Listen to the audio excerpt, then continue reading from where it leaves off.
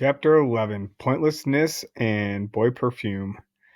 So if you remember back to the end of the previous chapter, the last sentence here talks about Stephen coming down. Jeffrey's upstairs vomiting. He came downstairs, and his dad had a pile of papers that he was looking at, and he was crying. The last line, kind of powerful. It says, and he was crying. We don't really think about our parents crying. We know things have to be pretty bad.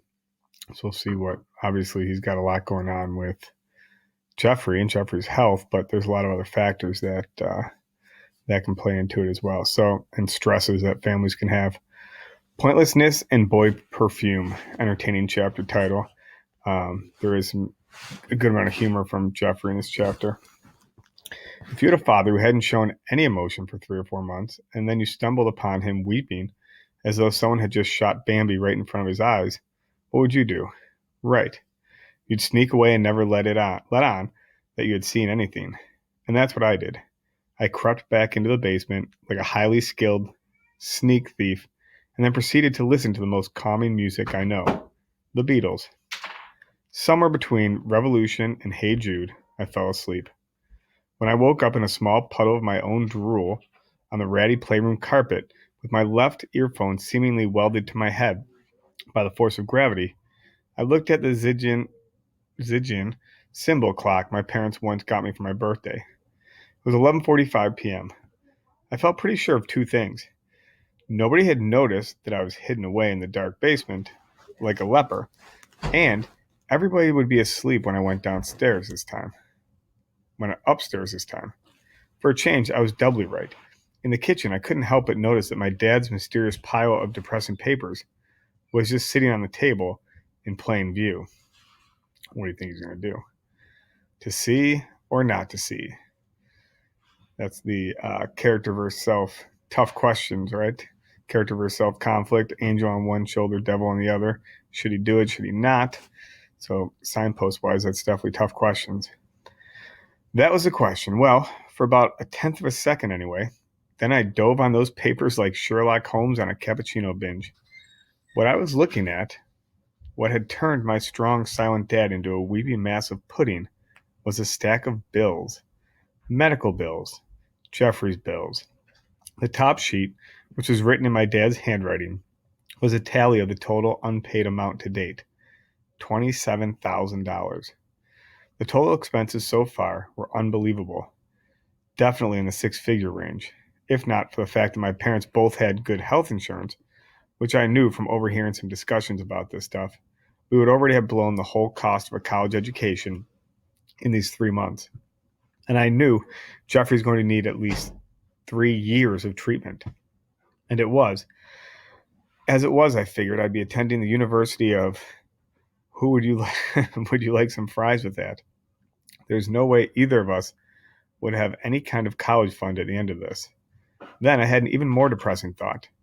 Jeffrey might not be around long enough to go to college. Okay. So we were losing money hand over fist. My dad was crumbling like a day-old scone. And my brother might die. Really, what could I do about any of it? At the moment, the only answer I could come up with was nothing. I went upstairs to get ready for bed, and a new obsessive slogan started running through my mind. It worked like this. Okay, I'll brush my teeth now, but Jeffrey might die. So what's the point? Time to wash my face. But Mom's not working. Dad makes maybe $40,000 a year after taxes, and there's $27,000 in unpaid bills downstairs. We're going to be homeless any minute. So what's the point? I should floss now too, but I didn't even brush, so what's the point?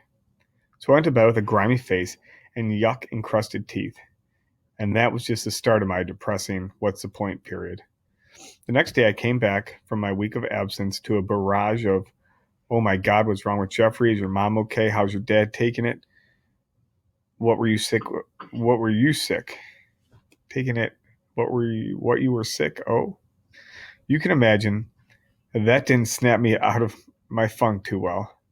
Renee talked with me all through homeroom, which should have made me ecstatic, but I just kept thinking, soon I'll be leaving school to go live under an overpass, so what's the point of Renee liking me now? Also, somewhere in the back of my mind, I was realizing that she hadn't suddenly discovered that I was an actual human being type person because of the new attributes I had developed. She was just temporarily fascinated by me as a tragic figure. I still couldn't help going gaga over how beautiful she was, but I was almost mad at her because she wasn't noticing me for the right reasons. Annette was truly concerned about me, though. In Miss Palmer's class, she offered to come over after school a few days that week and catch me up on my classwork in every subject we had together. That was pretty comforting because I didn't want to fail all my finals after the massive makeup effort I had done before my flu episode. And that's always getting A's in everything. There was one problem. My math period was Annette's piano period, so who would bail me out in math? I was tempted to say, I'm going to fail the hardest subject anyhow, so what's the point? I didn't, though. I was determined to pull all of my grades through this so I wouldn't add to my parents' worries. In math class, I went to the teacher and told him I would need help if I wanted to learn the week of new material I'd missed.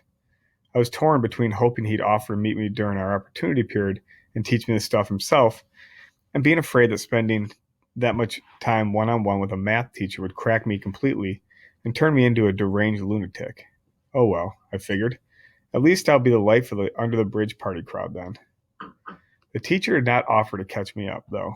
Instead, he asked for a volunteer who was willing to tutor me at home. And he got one. Renee Albert. Holy cow. Renee Albert was coming to my house. Renee Albert was coming to my house. Even I couldn't think, what's the point of Renee Albert coming to my house? With a straight face, I just said, wow, thanks, Renee. While every other guy in the class looked at me like I had a big target painted on my forehead. It was one of my drum lesson days with Mr. Watrous, and when I walked in, he handed me a crumpled tissue, pointed to the garbage can, and told me to show him my newfound hoop skills.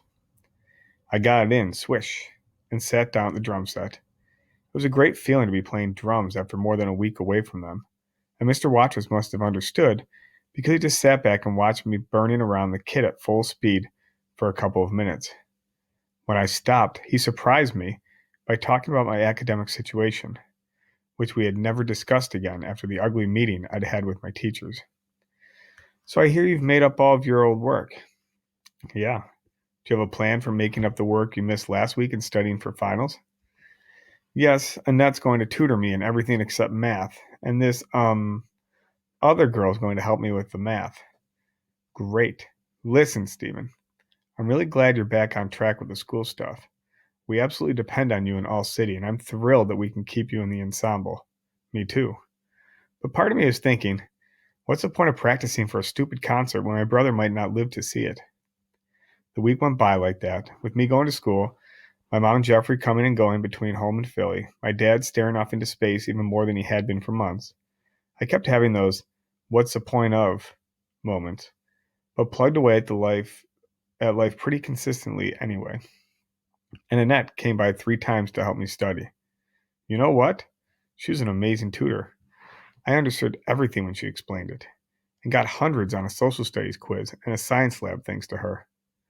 There was an awkward moment when she first saw Jeffrey, because it was her first time seeing him all bald and puffy, but she covered her shock well, and by the second night she was playing board games with him every time she took a break while I did practice quizzes or writing assignments.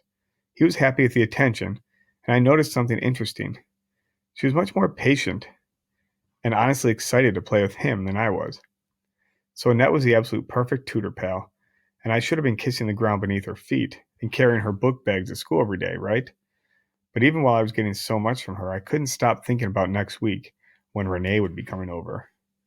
On Thursday night of that week, Mom and Jeffrey left for a quick 2-day trip to Philly for blood counts and a couple of chemotherapy injections. The procedures were pretty routine by then, but the results weren't. Jeffrey's counts were really low, so low that the doctors gave him 2 transfusions, one of whole blood and one of platelets. This turned the 2-day trip into a 4-day trip. I heard my dad on the phone saying that the hospital bills were running about $2,000 a night, so I knew our financial picture wasn't getting any rosier. Also, my mom told me that Jeffrey would probably be even more vulnerable to germs in the foreseeable future, so I should be extra careful to avoid being near anyone who was sneezing or coughing, and to wash my hands when I walked into the house every day. I asked if I should just stay home and live in a plastic bubble with Jeffrey, and she warned me that I might, in fact, have to stay out of school for a while if something like chickenpox started going around. So I was freaking out. On the one hand, my head was a mess of tumbling worries, rising poverty, falling blood counts, alarming potential for quarantine. On the other hand, Renee was coming. Renee was coming to my house. Tuesday is a big day. Midterm exams were a week away, so I needed Renee's help pretty big time. Also, I couldn't get past the excitement part of the deal. Renee in my house. I missed math for a drum section rehearsal. You really have to love the logic of getting called out of math for band right before exams. And Renee wasn't on the bus on the way home from school, so we didn't confirm that she'd be coming over, but I assumed the plan was on for 7 p.m., which is what we had arranged the week before. I ate with my mom and Jeffrey at 6 o'clock. My dad was still at his office. It was the beginning of tax season, which accountants get busier and busier leading up to April 15th.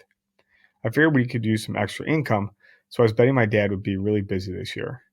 Anyway, my mom noticed that I was being quieter than usual, and Jeffrey started in. This part's great. He's saving up all of his smooth talking for his big date with Renee Albert. It's not a date, nutball. She's just tutoring me in math.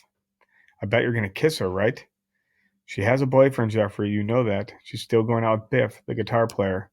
But she's coming over to play with you. She's not playing with me. She's teaching me about numbers and stuff. So when are you going to kiss her then? Mom, this kid is out of control. Can't we get him some tranquilizers or something?